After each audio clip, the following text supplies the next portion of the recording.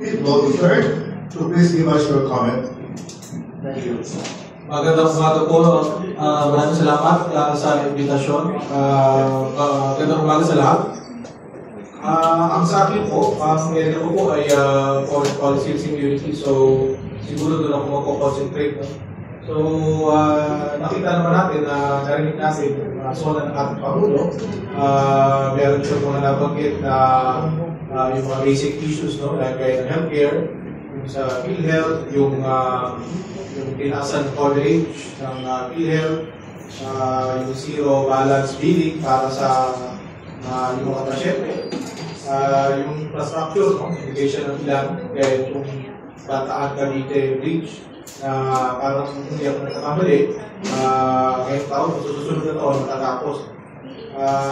Yun, na may recognition ng mga problema ng ating bansa. At siyempre, nagbigay din siya ng ilan ng mga hakbang na gagawin ng kanyang pamahalaan ng kanyang administrasyon sa yung remaining na 3 taon ng kanyang term.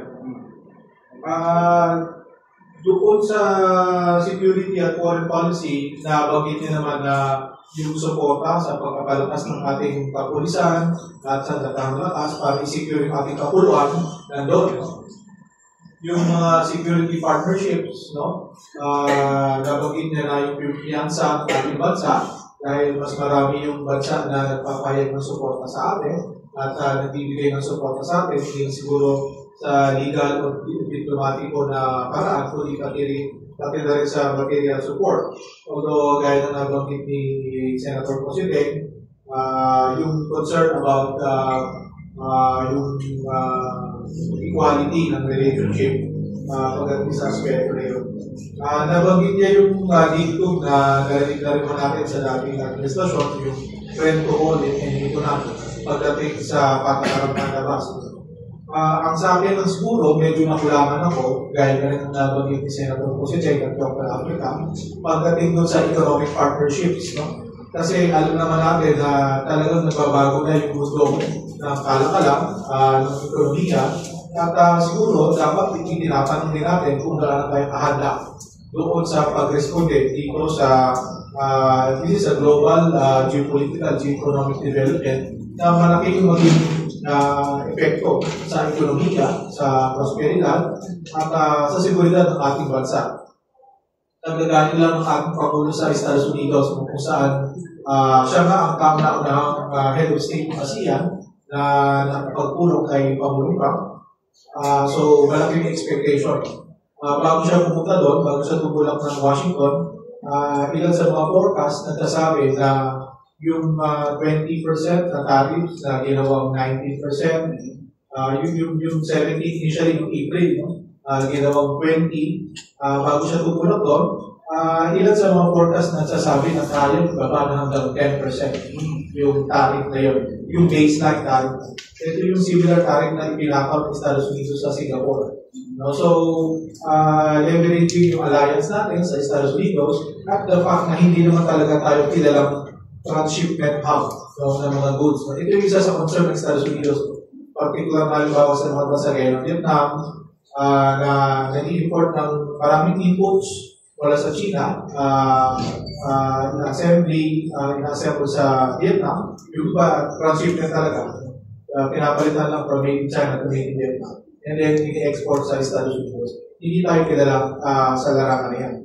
So, kaya marami na nagsasabi na yung forecast ng financial services firms gaya ng Nomura at ng Fitch Solutions, yung kanilang research unit na pangalan ng EMI, ang forecast ay kaya hanggang 10%.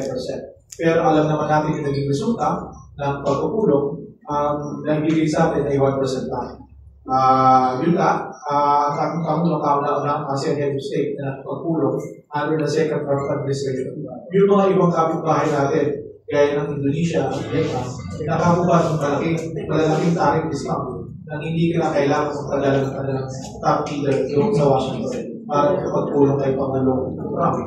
So yung optics at saka yung resulta, siguro very underwhelming. Siyempre, para sa atin, nakikita natin na yung unraveling ng global trade regime. So yung WTO, dispute settlement mechanisms kung talagang hindi na talaga siya halos ginagamit. Ang nangyayari ngayon, tating buwan, tapos nagre-reply pa kabila, tating buwan din. So, dahil ang ekonomiya natin maliit kumpara sa mga kabuhalang ekonomiya gaya ng Estados Unidos sa China, magiging disadvantage sa atin kung magre-reply tayo by imposing tariffs din. So, siguro yun lang, tanong sa atin, kung pinapalakas natin yung ating mga security partnerships, nag-i-invest din ba tayo ng same attention, same resources, same time, same bandwidth when it comes to economic partnerships na mahalaga para sa mga small and poor middle income countries like us. Sa ASEAN, yung ASEAN 5, tayo na lang doon sa ASEAN 5, naliban doon sa Singapore, yung hindi pa umaabot doon sa upper middle income threshold. So yung Indonesia, Malaysia, Thailand, lahat sila nag-breach na nila yung record ng UMIC. Upper middle income. So siguro, for Africa, pwede nang himayin yan siguro mamaya. Tayo, hindi natin hindi pa natin baka daw sa susunod na taon. Pero titignan natin, ano ang magiging epekto nitong tariffs na ito? Madadrag niya ba yung ating trajectory, yung ating growth target next year? Kasi so far, ang isa sa may mga pag-aaral na, kung halimbawa, yung isang Japanese na investment firm, ang sabi niya, mayroong 0.4% reduction sa ating GDP on account of direct trade losses because of higher duties imposed by the US. Ito nga trade deal. Kasi ang Estados Unidos po, isa sa pinakamalaking merkado natin. So, pag mas malaking tarifa, syempre, tagilid ang ating exports. At syempre, more than that, ang concern din natin, ano yung mga sektor o industriya sa atin na maapektuhan itong trade agreement na ito. Kaya na nabanggit ni Dr. Africa, yung announcement nandun, pero yung detalye mukhang inaayos pa. So, tingnan natin, meron doon magkakaroon ng mga sectoral tariff exemption, anong goods or items or anong sectors yung magbibigyan ng protection, at magkakaroon ba ng different schedule ng tariff doon sa mga sectors na mahalaga ang Estados Unidos para sa atin. Halimbawa yung semiconductors at electronics yun. Yan yung class of goods na malaki ang export natin sa US market. So tingnan natin kung ano ang gagawin ng ating negotiating team para i-ensure na yung ating interest ay mapoprotektahan. Yung agrikultura, bakit ni Dr. Africa na 11 months naging kalihim ng kagawa ng agrikultura ang ating Pangulo. So, ang projection ay napakalaga ng agrikultura para sa kanyang legacy, para sa kanyang administrasyon. Pero again, itong mga trade deals na ito, malaki ang magiging epekto sa ating agrikultura. Ang projection ay at least ang sinasabi ng ating pamahalaan, gagawin lahat para maprotektahan at magkaroon ng safeguards yung ating local producers. No? Siguro kung yung sa larangan ng pag-import, no? Yung wheat at soybeans, no? Hindi naman tayo nagpo-produce in scale, in commercial quantities. So okay lang naman siguro kung mag-angka tayo sa Estados Unidos. Actually, ang Pilipinas ang pangalawang pinakamalaking buyer ng US wheat sa buong mundo. At with this trade deal, it only about to increase yung volume na yun. Yung sa soybean siguro gano'n din.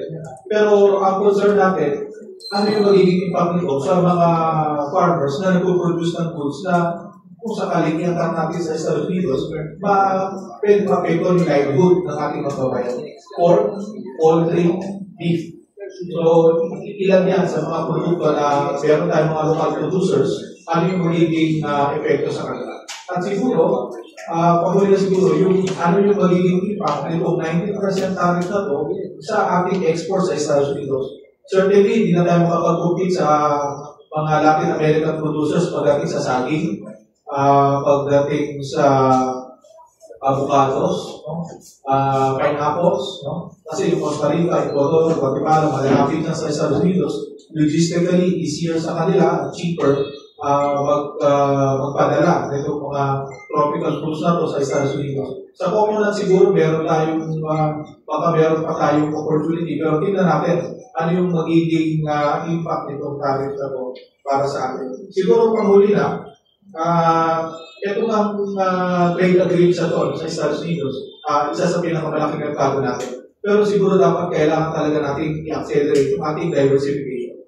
mahalaga ang merkado ng Estados Unidos, pero dapat kung ganito naman yung trade agreement na makukuha natin, dapat we should not be putting all eggs in one basket. No?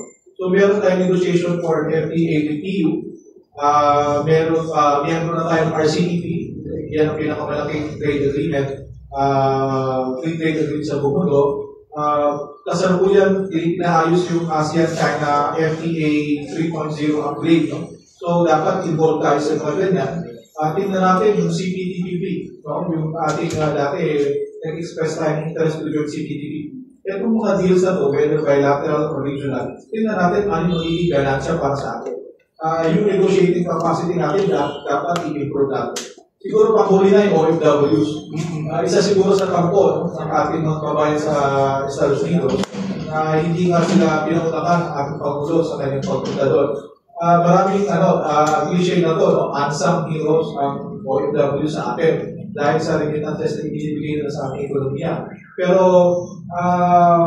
kung ang ating mga kabayan ay kumaharap sa mga kaso, in-distress sila, ano ang pinaprovide ng ating pamahalaan?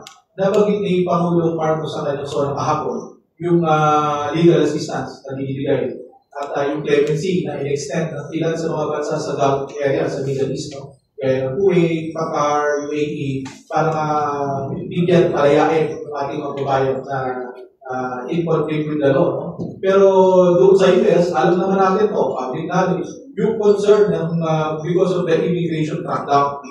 No? At maliban doon, yung concern na ma-deport ka doon sa third state na wala kang kamag-anak, wala kang kilalang kaibigan. Na-raise ba ito ng ating Pangulo nung kanyang meeting sa kay Pangulo Trump. So, dahil ka dito sa crackdown na to, malaking magiging effect nito sa potentially sa remittances na maaaring manggagaling ng Estados Unidos papunta sa atin. So, tingnan natin yung space na to. Siguro. Salamat. Thank you very much, Professor.